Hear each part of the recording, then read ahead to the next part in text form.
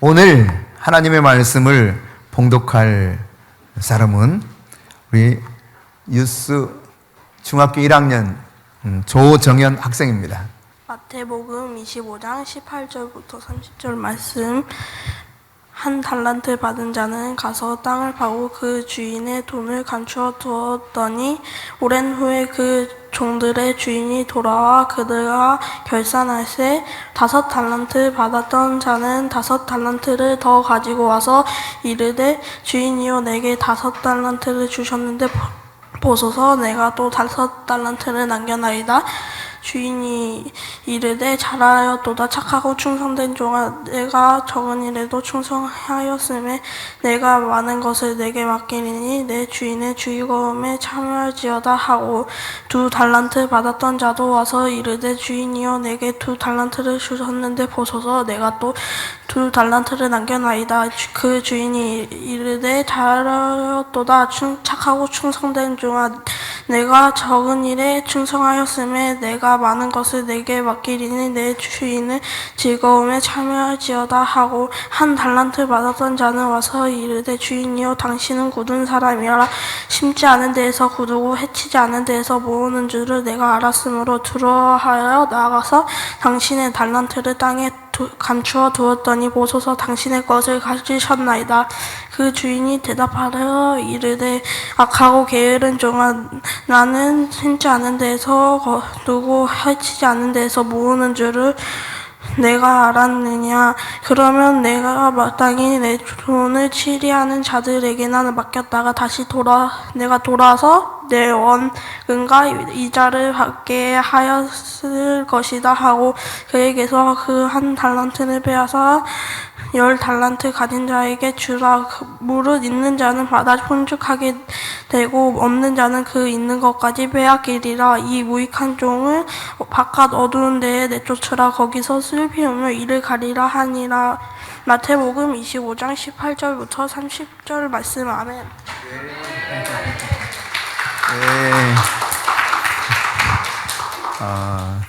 우리 한번 육수 친구들과 청년들을 격려하면서 박수하겠습니다. 네.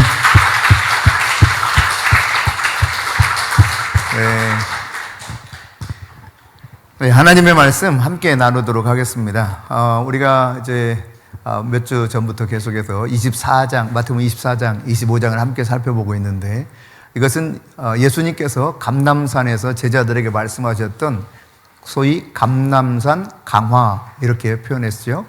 네. 마태복음 24장 3절에 보면 제자들이 그렇게 질문했습니다. 주의 임하심과 세상 끝에는 무슨 징조가 있겠습니까? 사람들 궁금한 거잖아요. 그렇죠? 누구라도 궁금할 거예요. 이제 곧 다 무너진다. 세상 끝이다. 그랬을 때 제자들이 궁금했던 것이죠. 그래서 질문했어요. 그때 예수님께서는 많은 미혹이 있을 것이다 그랬어요. 예, 수많은 미혹이 있을 겁니다. 그리고 전쟁이 각 나라마다 민족마다 일어날 것이다 하셨고 뿐만 아니라 기근이 심하게 올 것이다 했습니다. 나아가 이제 지진이 일어나면서 사망이 여기저기에서 역사하는 이런 일들이 있을 것임을 예수님께서 말씀하셨죠. 그리고 이제 구체적으로 예수님께서 어떻게 될 것인가를 조금 더 말씀하시는 가운데 이런 일들이 일어나겠지만 이것은 이제 재난의 시작에 불과하다 그랬어요. 이 재난이라고 하는 것이 오딘이라고 하는 단어를 썼다 그랬습니다. 산통 그런 뜻이죠. 임신한 여인이 이제 출산 앞에 두었을 때 산기를 느끼면 통증이 오기 시작하는데 조금씩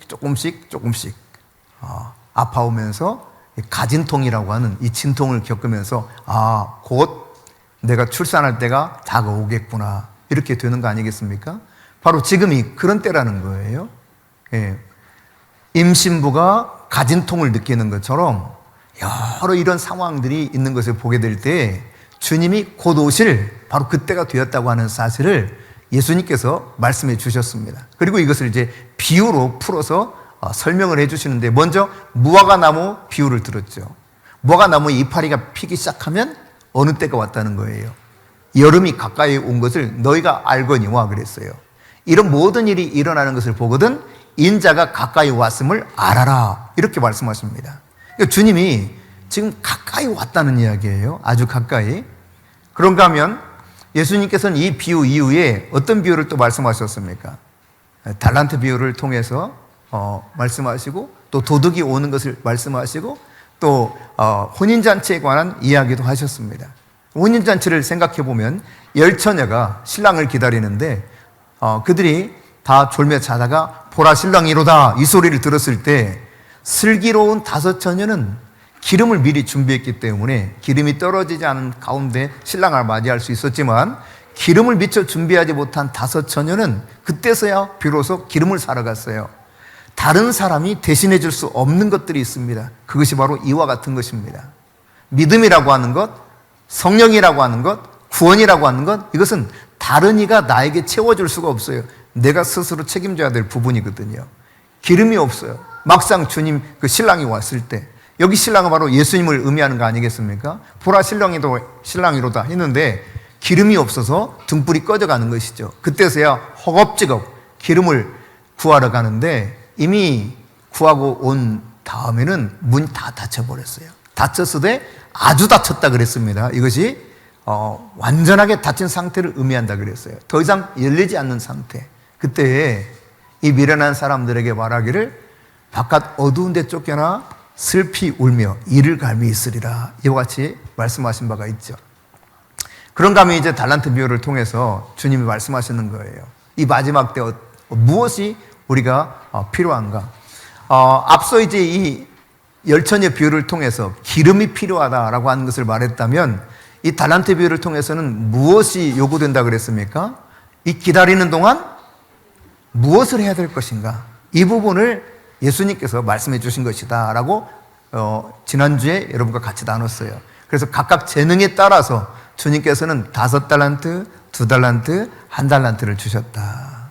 그리고 그것을 바로 가서 장사한 사람이 있고 묻어두었던 사람이 있었는데, 이들이 한 결과에 따라서 어떤 그들이 또 하나님 앞에 마지막 결산하는 모습 속에 어떻게 나아갔는가를 우리가 살펴봤었습니다.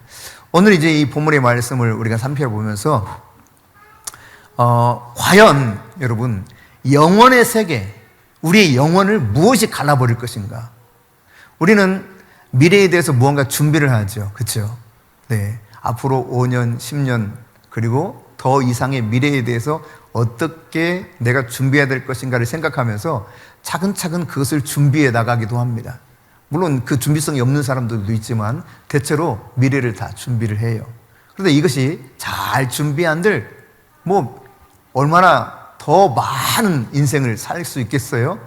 기껏해봤자 이제 미래를 준비하면서 살다가 이제 청년과 장년을 지나서 노년의 시기를 준비한다고 쳤을 때 3, 40년, 길게 50년 그러지 않겠습니까? 더 길면 얼마나? 한 70년, 80년? 마음대로 해도 그것이 영혼의 관점에서 보면 지극히 아주 작은 그런 기간에 불과하죠. 적은 기간에 불과하죠. 그것을 위해서도 인간은 준비를 해요. 미래를 위한 준비를 합니다. 준비하지 않으면 내가 얼마나 고생스러울 것인가를 알기 때문에 준비를 하는 거예요. 그런데 많은 사람들이 영혼의 세계에 대해서 준비되지 않는다라고 하는 것을 생각도 못하고 살 때가 많습니다.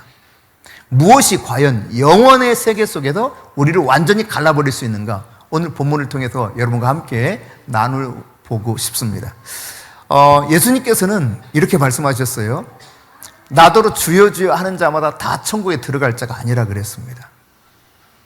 그러니까 주님을 향해서 실제로 주님이라고 부릅니다. 그런데 이들이 다 천국에 들어갈 사람은 아니라는 거예요. 이 충격적인 말을 들었을 때 사람들은 사실 내가 주의 이름으로 예언도 하고 주의 이름으로 병든 자도 고치고 어렵고 힘든 사람도 돌봤다는 거예요. 그럼에도 불구하고 나는 도무지 너희를 모른다라고 선포하거든요. 여러분, 이런 측면을 이제 고려한다면 우리가 신앙생활 열심히 하는 것처럼 보여요. 주일은 물론이거니와 다양한 여러 가지 신앙적 어떤 우리가 살아야 될 삶을 잘 살아가는 사람들이 있을 수 있습니다. 다른 사람들이 보았을 때 저 정도는 진짜 대단한 믿음이다, 이렇게 축했을 만한 사람이 있을 수 있어요. 주의 이름으로 선자도록 하고 주의 이름으로 병든 자를 고치고 주의 이름으로 많은 사람을 돌봤어요. 그런데 주님께서는 정작 나는 너를 도무지 알 수 없다 말하거든요. 그런 측면에서 바라보면 사실 명목상 그리스도인이라고 하는 소위 말해 썬데이 크리스찬은 물론이거니와 내가 진짜 예수를 잘 믿는 사람인 줄 알고 천국에 마땅히 들어가되 천국에서도 가장 좋은 자리에 차지하지 않을까? 이런 생각을 하고 살았는데 막상 뚜껑 열어보니 이게 나는 너를 도무지 모른다 한다면 얼마나 황당한 일이 벌어지겠습니까, 여러분? 그러니까 그럼 왜 이런 이야기를 주님이 하실까요? 사실 주의 이름으로 다양한 것을 했지만 이 내면 안에 예수 그리스도가 계시지 않았던 거예요. 진짜 예수를 모시고 사는 것이 아니었던 것이죠. 예수님이 인생의 주인이 못된 것입니다. 살아계신 예수님께서 내 안에 과연 계시는가? 이게 굉장히 중요한 우리의 인생을 완전히 갈라버릴 수 있는 요소라고 하는 사실이에요. 그러니까 알고 본 주님께서 어떻게 하신다 그랬습니까? 그것을 모아서 곳간에 들이지만 쭉정이는 베어가지고 불구덩이에 던진다 이렇게 말씀하시거든요. 마태복음 7장 22절부터 23절의 말씀에 보면은 성경은 이렇게 기록하고 있어요. 같이 읽습니다. 그날에 많은 사람이 나더러 이르되 주여 주여 우리가 주의 이름으로 선지자 노릇하며 주의 이름으로 귀신을 쫓아내며 주의 이름으로 많은 권능을 행하지 아니하였나이까 하리니 그때 내가 그들에게 밝히 말하되 내가 너희를 도무지 알지 못하니 불법을 행하는 자들아 내게서 떠나가라 하리라. 불법을 행했다는 불법을. 주님의 뜻대로 하지 않은 것은 다 불법이라고 말씀하고 있습니다. 이런 측면을 생각해 보면 참 두렵고 떨리는 일이에요. 여러분 성경에서 가장 위대한 삶을 살았던 사람 그러면 누구를 여러분 떠올려요? 바울이죠. 예수님이야. 주님이시니까. 아마 지극히 대부분의 사람들이 바울을 떠올릴 겁니다. 바울이 얼마나 복음을 위해서 헌신했습니까? 1차, 2차, 3차 그리고 4차 전도 여행을 하면서 그가 목숨을 전혀 두려워하지 않고 죽든지 살든지 오로지 하나님의 영광을 위해서 살았던 사람이 바로 바울입니다. 그럼에도 불구하고 바울은 고린도 교회에 편지할 때 고린도전서 9장 27절에 보면 이렇게 말했어요. 내가 도리어 버림을 당할까 두려워한다 그랬거든요. 그러니까 그래서 매일매일 자기 자신을 쳐서 복종시킨다는 거예요. 나를 쳐서 내가 복종시키는 이유가 있다는 겁니다, 바울이. 하나님 말씀에 철저하게 내가 복종하는 이유는 내가 버림을 당하지 않을까 두렵기 때문이라는 거예요. 이게 바울의 고민 중에 하나였죠. 이렇게 보면 여러분 얼마나 우리가 순간순간 내 몸을 쳐서 주님의 뜻에 복종시켜 가야 되는가를 알 수 있는 것이죠. 여러분 달란트 비유를 우리가 지난주에 이어서 살펴보는데 이 달란트 비유의 핵심은 5달란트, 2달란트 받았던 자에게 있지 않습니다. 진짜 핵심은 1달란트 받았던 사람, 그 사람에 관한 이야기를 주님께서 하고 싶은 거예요. 자, 18절 말씀 함께 봅니다. 1달란트 받은 자는 가서 땅을 파고 그 주인의 돈을 감추어 두었더니 1달란트 받았던 자가 했던 일은 그냥 이것을 가서 장사해서 이익을 남기는 것이 아니라 땅을 파고 묻어뒀어요. 그러니까 이 주신 것에 대해서 감사하는 마음이 없었습니다. 가서 장사하는 것이 주인의 목적, 뜻이 아니었습니까? 그러니까 주인의 뜻과 상관없어요. 이거 왜 나한테 주는 거야? 이거밖에 나한테 안 준다고? 여러 가지 이유로 감사하지 못하고 원망하고 불편한 건 그냥 땅에 묻어버려. 에이, 묻어뒀다고 오면 뭐 달라면 주지 뭐. 이런 거죠. 여러분, 인간이 이렇게 자기의 생각에 따라서 하나님이 주신 것에 대해서 감사하지 못할 때가 얼마나 많은지 몰라요. 1달란트라고 했을 때 이 1달란트는 20년 동안 노동자가 일해서 얻을 품삯을 말합니다.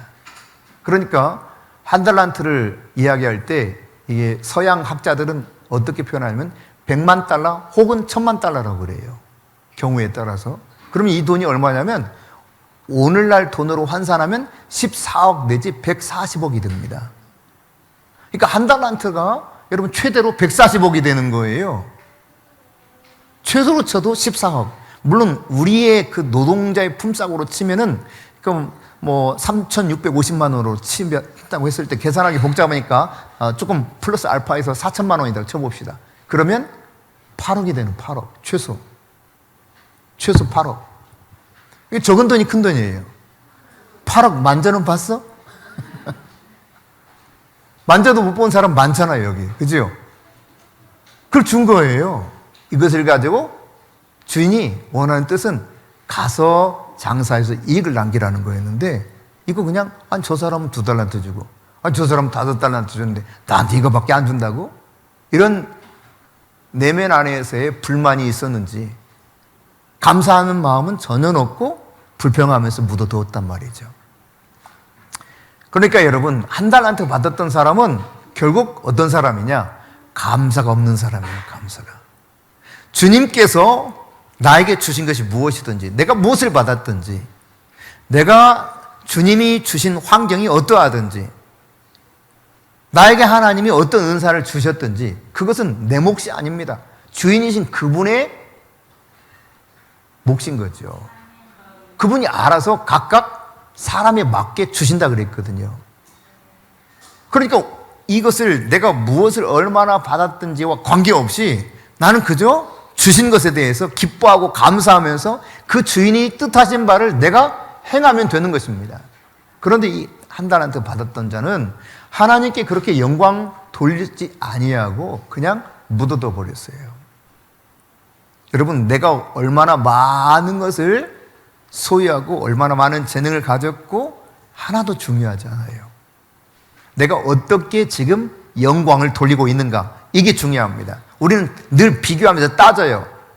그러니까 막 수치스럽게 생각하고 화가 나고, 나도 열심히 했는데 나는 뭐야? 이런 생각이 들고, 나는 태어날 때부터 이런 조건 하에서 태어났는데 나는 도대체 왜 이런 거야? 이런 불만을 자꾸 가지게 되거든요. 사실 내가 결정할 수 있는 게 아니에요. 그냥 하나님 그렇게 결정하신 거예요. 여러분이 대한민국에 태어나고 싶어서 태어나신 분 있어요? 여러분의 부모님을 여러분이 선택해서 태어났어요? 아무것도 우리는 선택할 수 없어요. 여러분이 특별히 막 그림 그리는 재주를 가지고 태어나기 원해서 그림을 아주 잘 그리는 재능을 가지고 태어났습니까? 요즘 재벌들의 며느리는 주로 미술을 공부한 사람이라고 하더라고요. 여러분이 과연 재능과 어떤 특별한 환경을 여러분이 조성해서 여러분이 선택해서 태어났냐고요? 아니거든요. 하나님께서 우리가 태어날 시기와 연대, 그 시기와 연대 뿐만 아니라 거주할 경계도 그분이 정하셨다 그랬어요. 그러니까 내가 태어날 시대와 그리고 내가 살아가는 그 환경도 하나님이 이미 그분의 작정과 섭리 안에 두셨다는 것이죠. 그러면 나는 여기에 대해서 어떤 생각을 가져야 될 것이냐예요. 1달란트 받았던 자처럼 생각한다면 다 원망스러워해요. 조금 더 좋은 조건에 태어나면 얼마나 좋았을까? 조금 더 잘 사는 나라에서 내가 태어났으면 더 좋았을 텐데, 영어만 할 줄 아는 나라에 태어났어도 내가 이 고생 안 할 텐데 막 이러면서. 근데 하나님께서 우리에게 뭔가 이유와 목적을 두시고 그분의 뜻대로 각각 재능에 맞게 달란트를 주셨다라고 하는 사실을 우리가 기억해야 됩니다. 그래야 하나님께 대한 섭섭함이 없어요. 근데 하나님께 늘 섭섭하거든. 난 뭐야? 여러분, 그러니까 하나님께 섭섭한 마음 대신에 어떤 마음을 품어야 돼요? 감사해야 돼요. 감사. 주신 것에 대해 감사. 네. 사실 여러분은 굉장히 복된 존재들이에요. 하나님께서 걸작품이라고 말하고 있지 않습니까? 에베소 2장에. 그리고 하나님은 창세기 말씀을 통해서 1장 31절에 내가 심히 기뻐한다라고 말씀하십니다. 바로 그런 존재가 저와 여러분이에요. 그러니까 이런 것들을 생각하면 하나님이 나에게 가장 합당하게 가장 좋은 것을 주시고 나의 상황에 맞게 이것들을 허락하시고 이것을 어떻게 활용하여서 하나님께 영광을 과연 돌리는 삶을 사는가, 이걸 보고 계신다는 사실이죠. 여러분 신체에 대해서 좀 원망스러워 해본 적 있는 분이 있을 거예요. 내 코는 왜 이렇게 못생겼어? 뭐 등등. 근데 여러분, 이 문둥병에 걸리면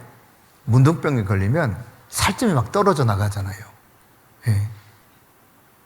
그래서 어떤 사람은 이렇게 코가 떨어져서 코가 없어요. 콧구멍만 보여.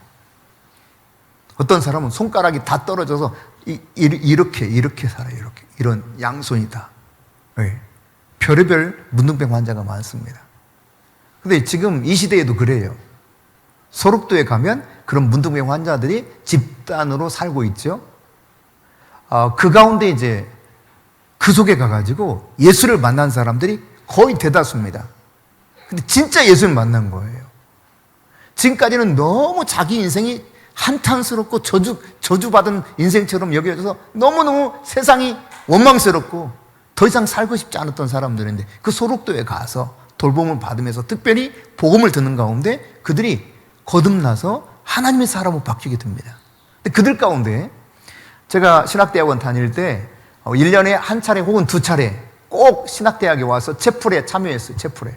예배 드렸단 말이에요. 같이. 예배를 드리는데 모습이 이러니까 야, 저 사람 참 불쌍하다 이런 마음을 가질 수도 있어요. 그런데 그렇지 않아요. 깜짝 놀라요. 그들을 보면. 겉모습을 보면 불쌍하다 이런 마음 드는데 그 속 내면이 드러나기 시작하면 얼마나 그들 안에 있는 기쁨이 충만한 걸 알 수 있습니다. 그 중에 이제 한 사람이 간단하게 간증을 합니다. 자신이 어떻게 소록도에 가서 예수를 만났는지, 그리고 어떻게 인생이 변했는지. 근데 다 그렇다는 거예요. 그리고 그들이 이제 함께 하나님께 찬송을 드리거든요. 근데 다 하모니카를 얼마나 연주를 잘하는지 몰라. 하모니카 합주를 하는데 기가 막혀요. 그리고 나서 이제 그들은 거의 대부분이 신약 성경을 다 암송한대요. 그래서 암송 시범을 잠깐 보여요. 뭐 한 장 정도를 암송, 한 장 정도 다 하지 않고 예배 시간 다 쓸 수 없잖아요. 한 장을 쫙 암송합니다. 목소리 딱 맞춰서요. 그 속에 기쁨이 얼마나 충만한지 그 표정 하나하나에서 다 읽을 수가 있게 돼요. 그러니까 여러분, 진짜 평안과 기쁨이 어디에 있느냐? 우리는 소유, 무언가 성취해야 내가 기쁨이 있다고 생각해요. 만족한다고 생각해요. 그게 착각하고 사는 거예요. 그러니까 늘 원망스러운 거예요. 진짜 기쁨과 진짜 만족은 어디 있습니까? 내 안에 계신 예수님, 그분을 제대로 만날 때 이 진짜 평안과 기쁨이 말로 표현할 수 없는 거예요. 세상이 달라진다니까요. 세상이. 근데 이게 작아 보이니까 세상이 커 보여.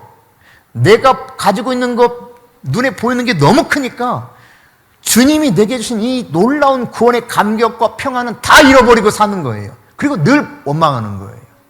늘 불평하는 거예요. 비교하는 거예요. 시기하는 거죠. 내 안에 계신 하나님께서 내게 베풀으신 은혜가 얼마나 놀랍고 큰가를 알아야 돼. 영원한 생명을 우리에게 주셨잖아요. 이것을 생각하면 너무 기쁘고 감사한 거죠. 그분의 말씀 안에서 내가 계속해서 생명의 꼴을 먹고 그분이 공급해 주신 은혜 속에서 그 생수의 강물을 늘 마시고 산다면 목마름이나 가람이나 혹은 배고픔이 사라질 겁니다. 세상에서는요, 조금 잘 배우고 학벌이 좋고 똑똑하고 돈이 좀 많고 그러면 뻣뻣해지기 시작해요. 이런 사람들 교회에 오면 좀 골치 아픈 경우 많습니다. 제대로 이렇게 꺾어지지 않았을 때.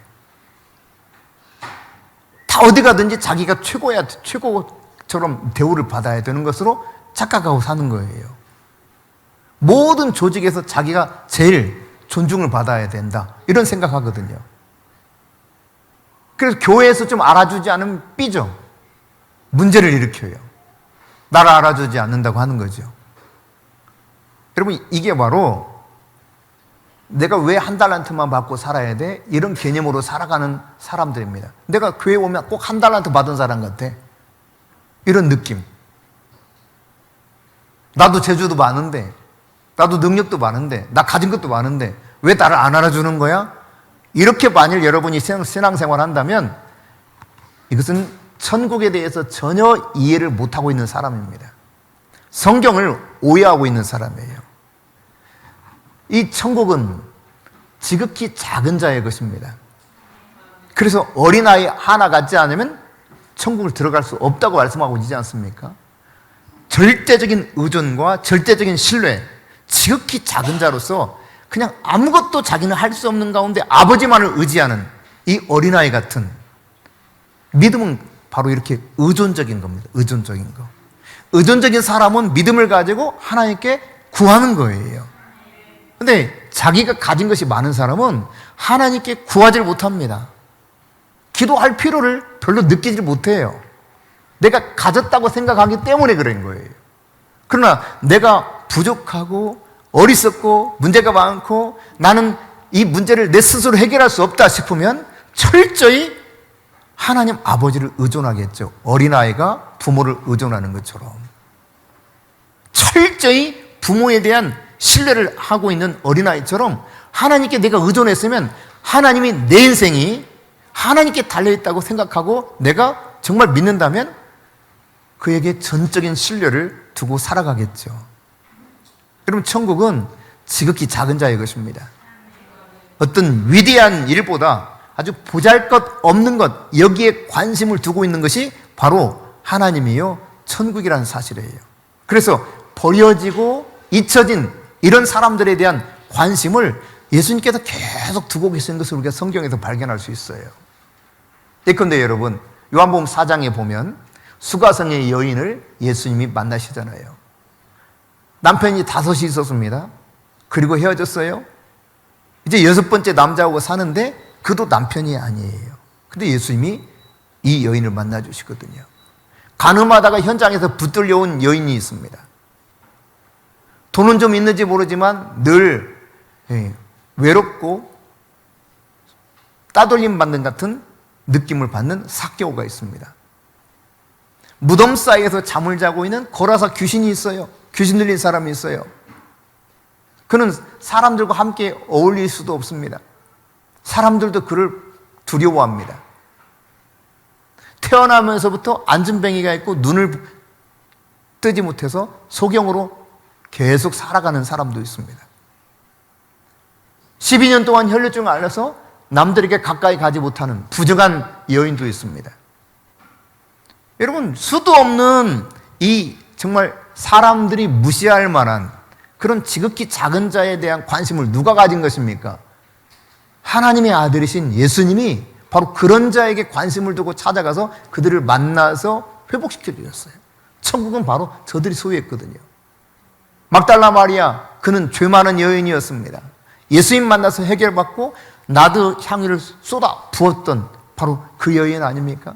그러니까 성경의 위대한 인물들을 보면 이처럼 주님께서 지극히 낮고 천한 그들이었고 그 가운데 살아갈 때 예수님 만나주셔서 회복시켜 주신 그 은혜 가운데 살던 사람들이었거든요. 예수님이 관심을 가진 것을 보면 아, 천국은 바로 이런 사람들의 것이구나 라고 하는 것을 이해하게 될 것입니다. 오늘 여러분, 이 한 달란트 받았던 사람은 앞서 잠깐 우리가 살펴본 것처럼 자기가 받은 것에 대한 감사보다 원망과 불평이 많았던 사람일 뿐만 아니라 이 한 달란트 받았던 사람은 주인이 곧 와서 결산할 때가 있다는 사실에 대한 깊은 생각 없이 그냥 하루하루 그냥 살아가는 사람이었어요. 주인이 주고 가면 반드시 결산할 때가 오는 것이죠.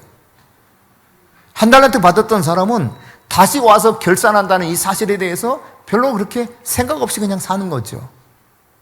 그러나 여러분, 주인이 돌아와서 결산하는 것처럼 하나님께서 우리에게 주신 것에 대해서 달란트를 각각 주셨는데 너무 귀한 것들입니다. 이것을 주시고 그냥 그대로 내버려 두지 않습니다. 이제 그분이 언젠가 확인하러 오시는 거예요. 그 이야기죠, 오늘 본문의 이야기가. 어떤 사람은 바로 가서 장사했어요. 이익을 남겼습니다. 5달란트 받은 자는 5달란트 남겼고 2달란트 받았잖아도 2달란트를 남겼어요. 그러나 어떤 사람은 아유, 이거 시시하게 왜 나한테 이거밖에 안 줘? 나를 무시해도 이럴 수 있어? 하면서 그렇게 생각했는지 모르겠지만 이걸 땅에 묻어뒀다가 가지고 나온 사람이 있죠. 여러분, 결정적으로 이 1달란트 받았던 사람이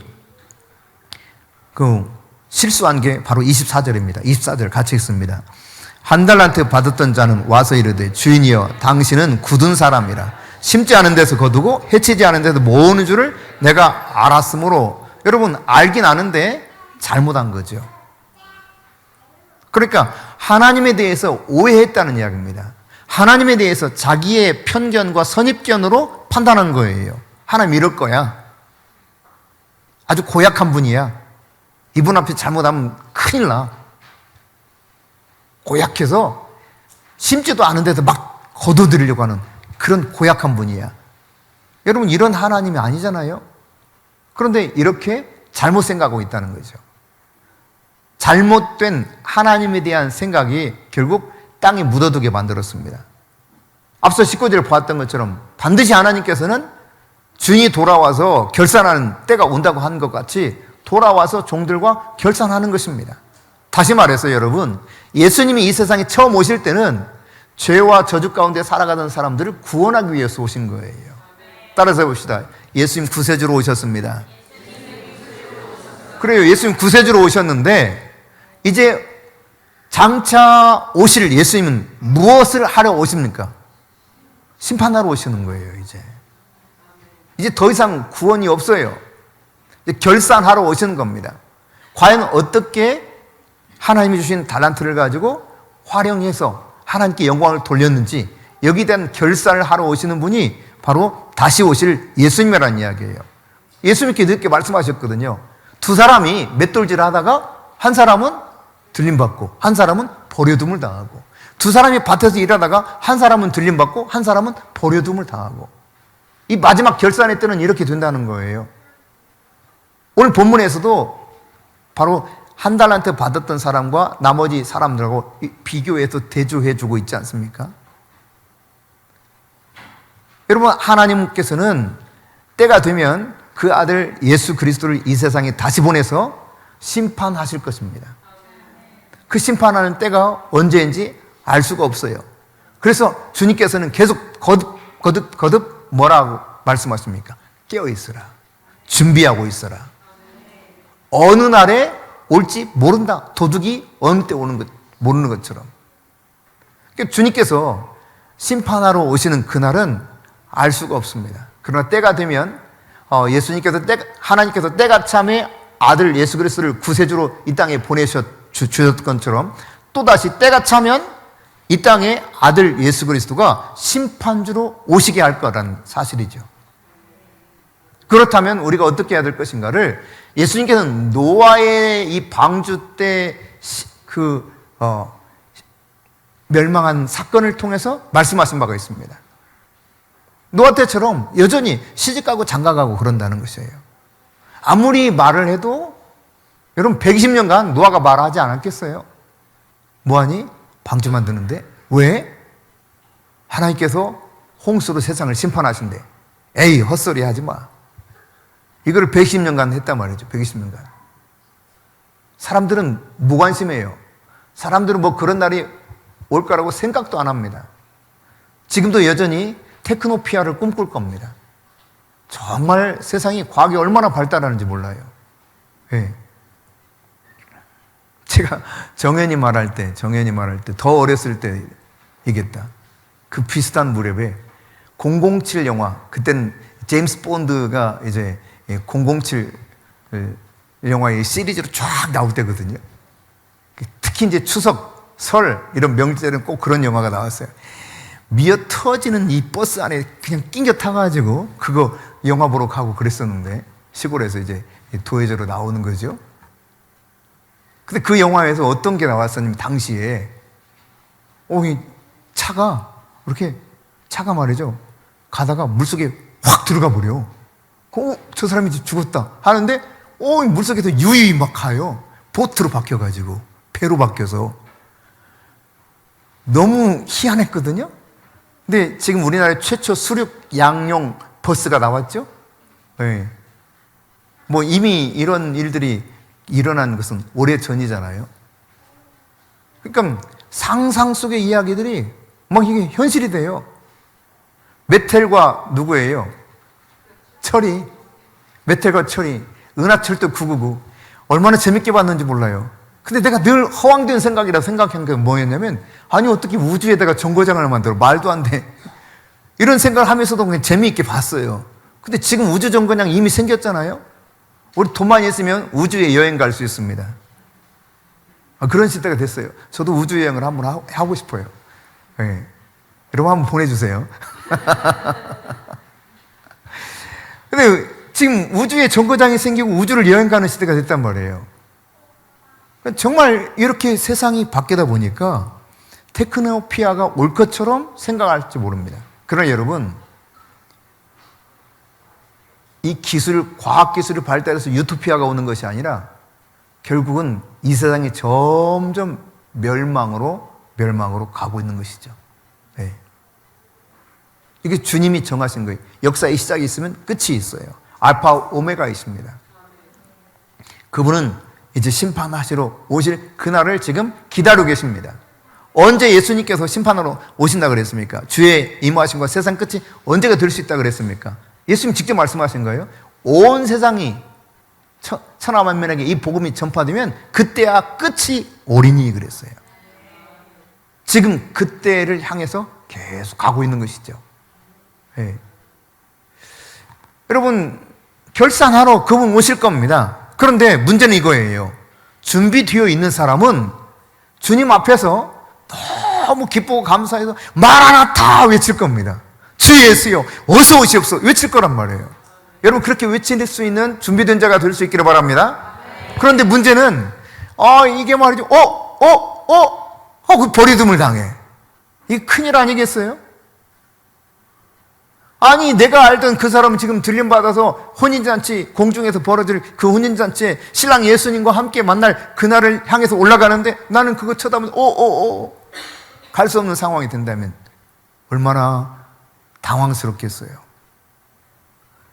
오늘 주님께서는 그 심판과 더불어서 보상이 있다는 사실을 분명히 말씀하고 있습니다. 자, 20절부터 21절에 보면은 충성된 자에게 보상을 어떻게 하시는가 함께 읽어볼까요? 시작. 5달란트 받았던 자는 5달란트를 더 가지고 와서 이르되 주인이여 내게 5달란트를 주셨는데 보소서 내가 또 5달란트를 남겼나이다. 그 주인이 이르되 잘하였도다 착하고 충성된 종아 내가 적은 일에 충성하였으며 내가 많은 것을 내게 맡기려니 내 주인의 즐거움에 참여할지어다 하고 그렇습니다. 여러분 충성된 종에게는 잘하였도다 착하고 충성된 종아 하고 보상을 하세요. 22절 23절에 보면은 동일하게 그렇게 나와 있습니다. 육적인 축복과 영적인 축복을 다 받게 됩니다. 더 큰 일을 맡겨주시고 게다가 어떻게 하십니까? 주인의 즐거움에 참여할지어다. 이 복도 같이 누리게 만들어줍니다. 그러니까 칭찬과 더 큰 일을 맡겨주시고 나아가서 예수님의 즐거움에 참여할 수 있는 그 특권도 주셨다는 이야기예요. 그러나 여러분 26절 27절에서 보는 바처럼 악하고 게으른 종도 역시 보상을 받아요. 자 26절 27절입니다. 시작. 그 주인이 대답하여 이르되 악하고 게으른 종아 나는 심지 않은 데서 거두고 해치지 않은 데서 모으는 줄로 내가 알았느냐? 그러면 내가 마땅히 내 돈을 취리하는 자들에게나 맡겼다가 내가 돌아와서 내 원금과 이자를 받게 하였을 것이니라. 이렇게 말씀하시고 그 다음 어떻게 말씀하셔요? 에이, 어두운 데 쫓겨나 슬피 울며 일갈미 있으리라 말씀하시거든요. 이것이 바로 심판이 심판. 하나님의 정의는 n분의 1이 결코 아닙니다. 하나님의 정의는 골고루 나눠주는 게 아니에요. 어제 우리 청년들하고 헤일이 다녀왔는데 거기 이제 점심때 도착했거든요. 그래서 이탈리안 음식점 피자 파스타 이런 거 하는 집에 갔어요. 그러니까 피자가 나오는데 이 피자를 이제 n분의 1로 나눠야 될 거 아니야. 그래야 불만이 없을 거 아니에요. 근데 하여튼 이렇게 나눴는데 어떤 건 좀 이렇게 작게 나눠주고 어떤 건 크게 나눠줬어. 그래도 불평은 안 하더라고. 그냥 주는 대로 먹더라고요. 그러나 여러분 조금 더 민감해져 보세요. 아니, 왜 쟤는 큰 거 줘요? 막 하지 않겠어요? 어린애 같으면? 근데 n분의 1이 아니에요. 하나님 나라는 골고루 나눠주는 게 아니라는 이야기입니다. 하나님 나라 정의는 그분이 주시는 대로 받는 것이고 우리가 행한 대로 또 보상을 받는 것이 바로 하나님 나라 정의예요. 그래서 어떻게 됩니까? 28절 시작. 그에게서 그 한 달란트를 빼앗아 10달란트 가진 자에게 주라. 빼앗겨요. 빼앗겨. 있는 것마저 빼앗겨요. 이게 하나님 나라 정의라는 사실입니다. 그러니까 이게 바로 영적인 세계에서 일어나는 일인데 29절입니다. 시작. 무릇 있는 자는 받아 풍족하게 되고 없는 자는 그 있는 것까지 빼앗기리라. 그러니까 이게 얼마나 불공평하게 보일 수 있는 상황입니까? 그런데 하나님 나라의 원리는 이런 거예요. 이게 영적인 원리예요. 내가 그분의 부르심에 응답해서 나의 모든 힘을 다 기울여서 그분이 원하는 이익을 남기는 인생을 살아가게 되면 착하고 충성된 종아 칭찬받을 뿐만 아니라 더 큰 일을 맡겨주시고 주인의 즐거움에 참여할 수 있는 보상이 따르지만, 그러나 이 한 달란트 받았던 사람처럼 아버지 하나님께 대한 편견을 가지고 오해하면서 당신은 굳은 사람이라 심지 않는 데 거두고 해치지 않아서 뭐는지 내가 알았습니다 이렇게 판단하고 묻어둬 버리고 내게 주신 것을 활용하지 않았다면 주님께서는 그 있는 것마다 빼앗아서 많이 남긴 자에게 주더라는 거예요. 그렇게 여러분 신앙생활 할 때 그냥 왔다 갔다 하는 신앙생활은 참 이게 엄청난 손해가 있는 신앙생활 하는 거예요. 맞아요? 틀려요? 여러분 그래요? 안 그래요? 오늘 성경 말씀을 보면 맞아요? 틀려요? 그럼 여러분 그냥 왔다 갔다 하는 신앙생활 할래요? 아니면 내게 주신 달란트를 최대한 활용해서 원금과 이자 뭐가 그 이상보다 더 많은 것을 남겨서 잘했다 칭찬받고 육적으로 영적으로 축복받는 인생이 될래요? 아니면 그냥 이 슬피 울며 이를 깔며 있는 어두운 데 쫓겨난 인생이 되고 싶습니까? 원하는 게 뭐예요? 그래요. 그렇다면 내가 어떻게 살아가야 될 것인가를 분명히 알 수 있게 되는 것이죠. 30절입니다. 같이 읽습니다. 이 무익한 종을 바깥 어두운 데로 내쫓으라. 거기서 슬피 울며 이를 갈리라 하니라. 주인의 부르심에 반응하지 않은 것이 바로 이렇게 영혼의 세계에서 완전히 갈라져 버렸단 말이죠. 주인이 나에게 불렀을 때 그 부르심에 응답하면 주인으로부터 칭찬과 보상을 받게 돼요. 오늘 여러분 사탄이 속이는 것 중에 하나가 무엇인지 아십니까? 나는 이거밖에 안 돼. 나는 조금밖에 있는 게 없어. 나의 이 적은 능력으로는 아무것도 할 수 없어. 철저하게 사탄이 속이는 속임수입니다. 사탄은 그래서 내가 하지 않는 이유, 내가 이래서 그러지 뭐 다른 사람은 여유가 있으니까, 다른 사람은 능력이 있으니까, 다른 사람은 돈이 있으니까, 다른 사람은 시간이 있으니까 저렇게 하는 거지. 합리화를 하게 만들어. 합리화. 자기 합리화.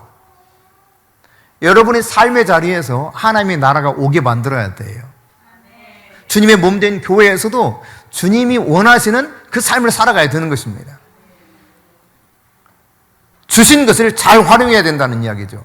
묻어두게 되면은 가장 안전하다고 여길지 모르지만 결국은 내가 하나님 앞에 이처럼 마지막 그 심판대에 섰을 때 이와 같이 나의 영원한 인생이 완전히 갈라지는 이런 상황이 벌어질 수 있다는 사실을 기억하시기 바랍니다.